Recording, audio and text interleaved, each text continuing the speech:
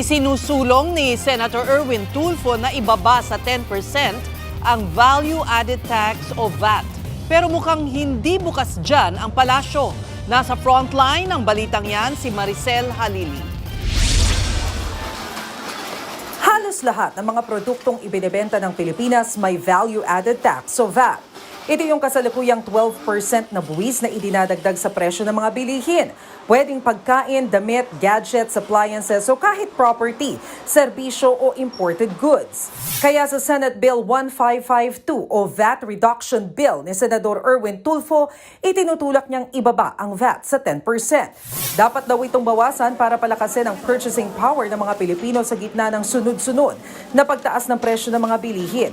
Kapag mas mababa ang VAT, mas marami pang mabibili ang mga consumer. At kapag mas mataas ang ginagastos sa mga consumer, lalago rin daw ang ekonomiya. Dagdag pa niya, isang Pilipinas sa may pinakamataas na VAT sa Southeast Asia kumpara sa 7% hanggang 10% sa ibang bansa. Pero tila malamig sa ideya na yan ang palasyo. Giit na Executive Secretary Ralph Recto, sa ngayon na 12% ang VAT, kailangan pa ring umutang ng gobyerno ng higit 1 trilyong piso. Considering that we're still borrowing 1.6 trillion, that should be a factor in determining whether we should reduce it or not. Bahala na kayo how you interpret that.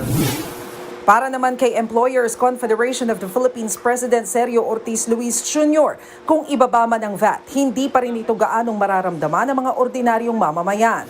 Spending capacity will go up, but it will hardly affect inflation. For instance, the ones who will be benefited more will be big companies tsaka yung higher income, pero very minimal effect yan sa middle class at lower class.